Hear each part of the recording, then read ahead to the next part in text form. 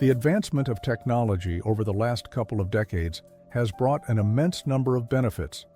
However, at the same time, it has also opened doors and opportunities for despicable activities. One of the many platforms frequently used to carry out such activities is Discord. According to his family and peers, 19-year-old Tyler Chase Compton was a seemingly ordinary teenager on the surface. Not much is known about the specifics of his upbringing, but he lived a normal, unextraordinary life in Massachusetts. In contrast to this, Tyler's actions on Discord were a stark deviation from typical adolescent behavior. Like many at this age, Tyler liked to play video games and talk to people online in his free time, except the things he talked about were highly illegal and unethical. Discord has sophisticated AI algorithms in place to monitor content shared on its platform. While it is far from perfect, it still plays a significant positive role. One day, in late 2021, these automated systems flagged suspicious activity coming from Tyler Compton's account. This led to a human moderator reviewing Tyler's engagements, and they were disgusted, to say the least. In his private messages, it was discovered that Tyler was discussing and sending explicit material involving minors, including both photos and videos. Discord's trust and safety team dug deeper to confirm the illegality of the flagged content.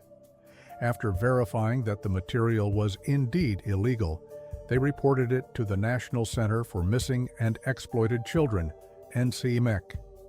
Subsequently, the Santa Rosa County Sheriff's Office was informed of Tyler Compton's actions and obtained a search warrant for his residence in December 2021. Additionally, this discovery led to information about so-called underground marketplaces, where minors were engaging in the sale of their own explicit material. Authorities seized numerous electronic devices belonging to Tyler, including 2 computers, 4 smartphones, random disks, and several external hard drives. Officials also found several torn pieces of paper with email addresses and passwords scrawled onto them. These devices were sent off to forensic specialists who extracted digital evidence. In the process, they found a massive collection of illegal content. On September 14, 2022, deputies publicly stated that the explicit content Tyler possessed depicted individuals aged 2 to 10 years old. At this point, it was also discovered that Tyler had intentions of distributing this content to make money, or rather, he was already distributing it, but intended to expand in the near future. With overwhelming evidence gathered during the investigation, law enforcement officials arrested Tyler Compton. He was charged with multiple counts of possession and distribution of child pornography. After his arrest, Tyler was brought before a judge for an initial court appearance. During this hearing, the formal charges were read, and he was informed of his rights. The court also addressed bail considerations. Given the severity of the charges and the risk of further illegal activity, it was debated whether Tyler should even receive bail. Ultimately, it was decided that he would be held in Escambia County Jail with a $50,000 bail.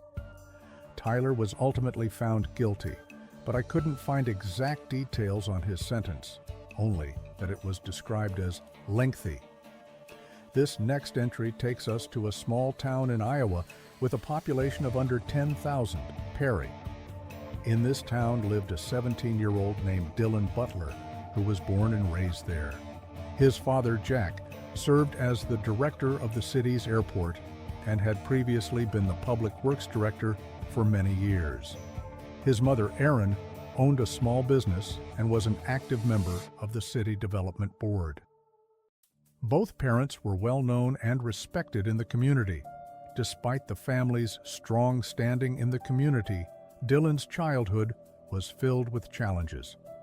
From an early age, he was subjected to relentless bullying. Classmates noted that Butler was often targeted because of his quiet demeanor and interests, which differed from most of his peers. This bullying began in elementary school and continued throughout his education, profoundly impacting his mental and emotional well-being. As a student at Perry High School, Dylan continued to experience harassment, which had now intensified significantly compared to his earlier years. His classmates shared that other students would often physically attack and verbally abuse him. Unfortunately, this bullying also extended to his younger sister, which only made Dylan feel even more powerless. But, as with many victims of bullying, there comes a point where that sense of powerlessness forks off into anger. Dylan often took to different social media platforms, including Discord and Reddit, to share his dark and violent interests. These interests were not exactly shared by his classmates, which indirectly encouraged Dylan to remain quiet and introverted. Dylan was not simply interested in violence, he was fascinated by it. Online, he frequently visited communities that discussed and sometimes even encouraged serial killers and mass shootings. Several students at Perry High School were aware of Dylan's online posts. However, they mostly just chalked it up to him being an edgy teenager. Although there is no public record of him receiving formal mental health treatment, it is clear that he was struggling with severe emotional distress. His online activities and communication suggest that he was dealing with feelings of anger, depression, and hopelessness. To further highlight his inner turmoil, officials later discovered that Dylan seemed to have been battling with his own identity.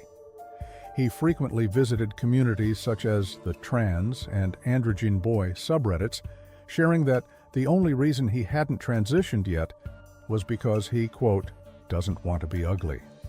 On Discord, Dylan was known by his handle took.to.much. One of the communities he spent the most time in was the School Massacres discussion server. As you can probably tell from the name, this group of people discussed violent, firearm-related content.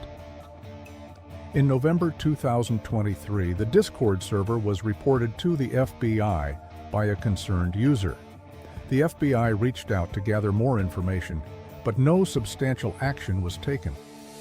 Fast forward to January 4, 2024, Dylan's struggles culminated in a tragic event. That day, Perry High School was bustling with activity as students returned from their winter break. The day began like any other, with students and staff arriving early to prepare for the first day of the new semester. Breakfast was being served in the cafeteria, and students were hanging out with one another. A nervous Dylan was mixed in with the crowd. Despite his recent troubling behavior and ominous Discord posts, his actions did not immediately raise red flags. According to reports, Dylan entered the school carrying a duffel bag. Inside this bag was a pump-action shotgun, as well as a small caliber handgun. Dylan had planned to take the lives of not only his bullies, but also innocent bystanders. In the time leading up to the event, Dylan was active on Discord, communicating with others in the SMD chat room. A slew of anxious messages revealed a premeditated scheme.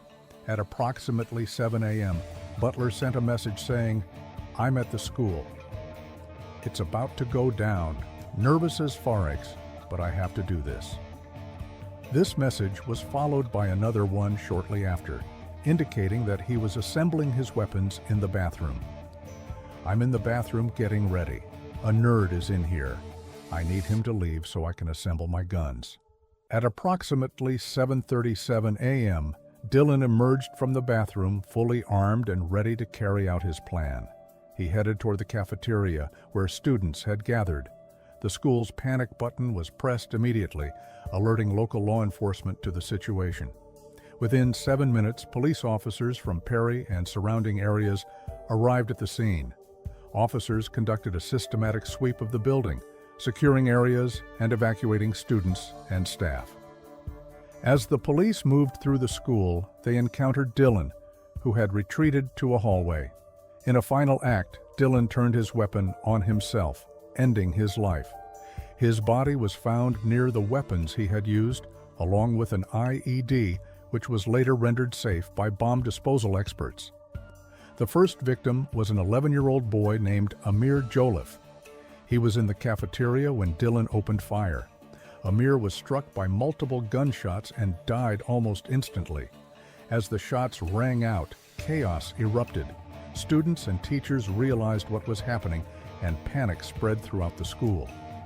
Dylan continued his attack, looking for anyone who was out in the open. One witness described the school as being in a state of pandemonium. Students scrambled to find cover or escape the building. The school's principal, Dan Marburg, acted swiftly, trying to protect students. He confronted Dylan and attempted to de-escalate the situation, but was shot multiple times.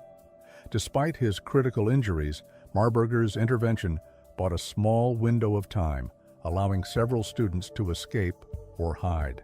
And in case you were wondering why an 11-year-old was in the same school as a 17-year-old like Dylan, the school campus apparently connected both Perry High School and a middle school.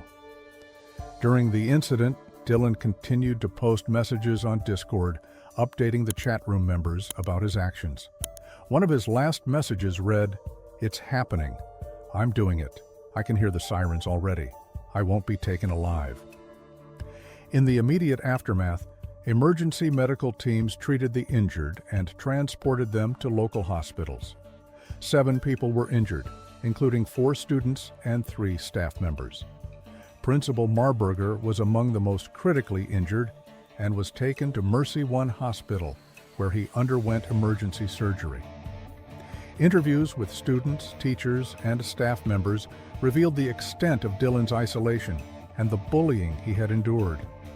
Despite these revelations, many questions remained unanswered, particularly regarding how Dylan had obtained the weapons used in the attack. Young Amir was the only fatality that day besides Dylan himself. Dylan's parents released a statement expressing their sorrow and confusion over their son's actions. They emphasized that they had no prior knowledge of his plans and were struggling to come to terms with the horrific events. Our final entry for today is about a man named Arnold Castillo. He was once a developer known for his work on Roblox, but became infamous for his criminal activities involving the grooming and exploitation of a minor. Arnold, also known by his aliases Jacob Shedletsky and Dr. Ratnick, began his journey in the online gaming world at a young age. He was deeply involved in the Roblox community and developed several games that gained a large following. One of his most notable creations was a game on Roblox called Sonic Eclipse Online. This Sonic the Hedgehog-inspired game attracted a large audience, particularly young players, which inadvertently provided Castillo with access to a vulnerable demographic. If you are not aware, Roblox allows users to create and share games, and it has become extremely popular among children and teenagers. As Arnold created more and more games, played by thousands, if not millions of users, his prominence in the community grew, and with it, his influence over younger players. This influence was not limited to his in-game activities, but extended to various social media and communication platforms where he interacted with his audience. As I mentioned earlier, Arnold used the alias Jacob Shedletsky. This last name is very important, as it highlights an angle of deception that Arnold intentionally pursued. A former creative director at Roblox, John Shedletsky, shared the same last name. By adopting this surname, Arnold created the illusion of a familial connection to John, lending him an air of authority and credibility within the Roblox community. Arnold began his despicable actions by identifying vulnerable individuals within the gaming community, often young girls who were enthusiastic about gaming and game development. He initiated contact through in-game messaging systems, gradually moving them to more private platforms like Discord and Instagram. One of his primary strategies was to offer professional guidance and mentorship.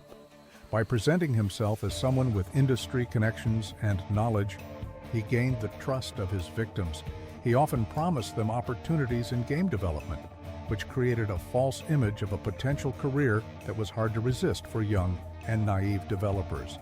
Additionally, Arnold used financial incentives to further entice his victims. He sent his community members gifts through online retailers and money through platforms like Cash App and PayPal. These gifts ranged from small tokens of appreciation, such as purchasing their artwork, to expensive equipment like drawing tablets and high-end computers. These gestures were designed to make the victims feel valued and indebted to him, further isolating them from their support systems. Arnold gradually introduced sexually explicit conversations into his interactions with fans. The comments seemingly started out innocently, but quickly escalated over time. Eventually, his victims were desensitized to the content and viewed Arnold's inappropriate advancements as a normal occurrence. Fast forward to January 2022, Arnold made contact with a 15-year-old girl from Indiana through Roblox. Arnold questioned her about her interests and discovered that she had aspirations of becoming a game developer. After learning this, Arnold offered his own professional advice and complimented the work that she had done in the past. As Arnold continued to build rapport, he moved their conversations to Discord and Instagram in February. Here, Arnold sent the girl money through Cash App so that she could pursue some of her art projects. He even sent her several drawing tablets valued at well over a couple of $1,000s.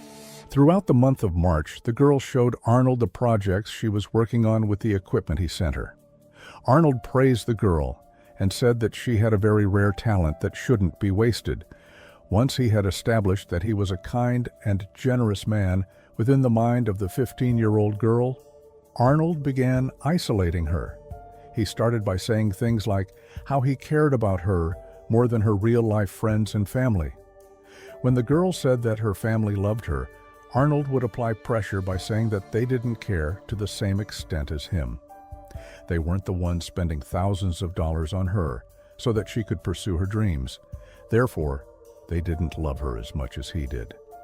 By April, Arnold had completely won over the girl and convinced her that they were in a romantic relationship.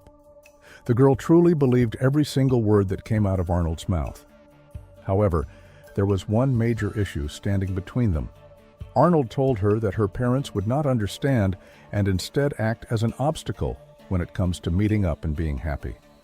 That's when he proposed the idea of transporting her from Indiana to Paterson, New Jersey, which is where Arnold lived. He arranged for an Uber to pick her up. He paid the driver an upfront $500 with the promise of an extra $500 after they delivered the girl. When the girl's family realized she was missing, they immediately reported her disappearance to local law enforcement. The initial investigation focused on tracking her last known activities and communications. Investigators collected data from her social media accounts, communication platforms, and the online retailers from which she received gifts. This data revealed a pattern of communication with Arnold. Law enforcement agencies collaborated with Uber to trace the trip that Arnold had arranged. Uber provided crucial information about the journey, including the payment details and the route taken by the driver. This helped narrow down the girl's location to Paterson, New Jersey. Before the raid, law enforcement conducted surveillance on Arnold's residence to confirm the girl's presence and ensure her safety. After confirming that the girl was there, they set their plan into motion. On May 11, 2022, FBI agents, along with local law enforcement officers, executed a raid on Arnold's home. They found the girl and rescued her from her confinement. Arnold was arrested on the spot. During the arrest, several unopened condoms were found in his possession, indicating his continued intent to abuse the girl. She was provided with both medical and psychological support immediately afterward. Ultimately, Arnold was sentenced to 15 years in federal prison on August 30, 2023. Following his release, he's ordered to serve 20 years of probation and pay $10,000 in restitution to the victim. If you love unraveling the darkest mysteries, don't forget to hit that like button, subscribe, and turn on notifications. We have more cases that will leave you questioning everything. Until next time, stay safe and stay curious.